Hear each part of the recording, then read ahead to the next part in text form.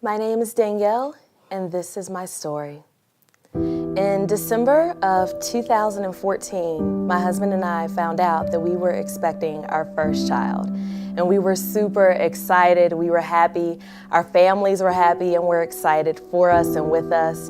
And about 4.5 months pregnant, I went in to have our gender scan so that we could find out if we were going to have a little boy or a little girl.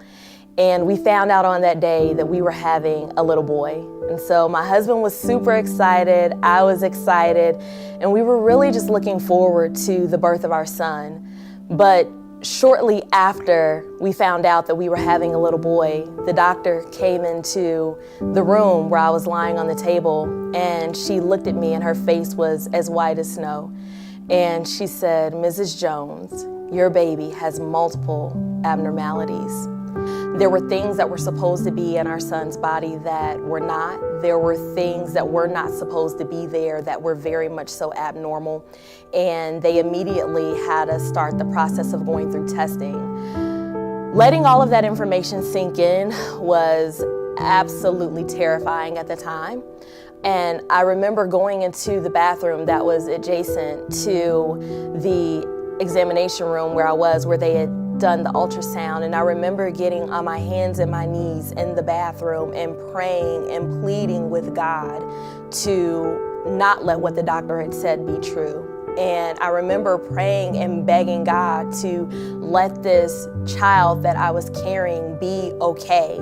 So over the next couple of weeks, we got the test results back, and the test results came back fine. But the doctor still knew what they saw, and they knew that something just was not right.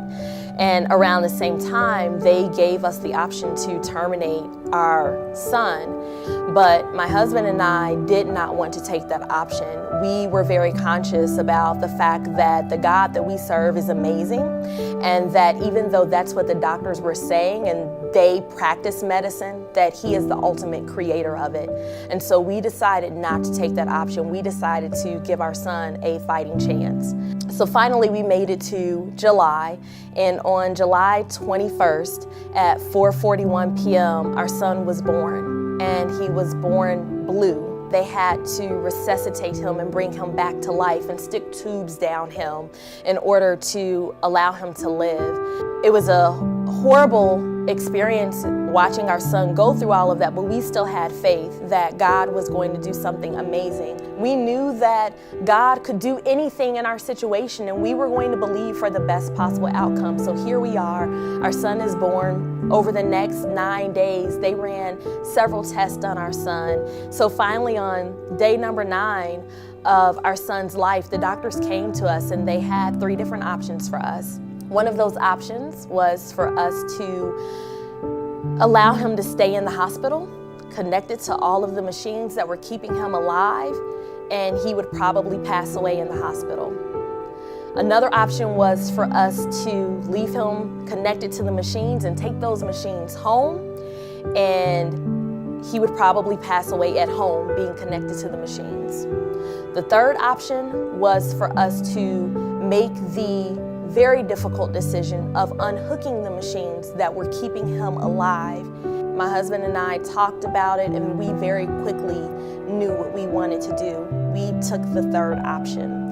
And as difficult as it was, and with tears streaming down our faces, and with us being upset at God, and with us being in a state of not knowing what else to do, we made our decision. That next day, on the 10th day of our son's life, the doctors came in and we got a chance to take family pictures with him, and we were still believing for a miracle. We were still believing that God was going to do something so powerful. We unhooked him from all of the machines, and the doctors and the specialists placed our child in my arms, and he breathed on his own for 23 minutes, and he quietly and peacefully slipped off away to heaven. Immediately following our son passing away, there were a lot of things that we did to honor his life. We actually started an organization called Angel Baby Network, which sole purpose is to help other families who've also lost children. There are countless families in the greater Cincinnati and Indiana and Kentucky and the entire tri-state that now have a service that is helpful to them as they walk through child loss. If God had asked us if we wanted to go through all of this, my answer would still be no, which is why He didn't consult with us first. If I knew then what I know now about God's faithfulness, I would tell anyone to hang in there. I would tell them to continue to have faith, but most importantly, to never forget that God works in amazing ways and He uses it all. He uses the good, He uses the bad, He uses the ugly, He uses the absolutely, oh my God, what are you doing moments? And He makes it into something beautiful for His glory. He brings it all together for your good and for His glory. And no matter what it looks like, you will be okay. And so just because the miracle did not happen the way that we wanted it to or the way that we thought it was going to, it does not mean that the miracle did not happen. And that's my story.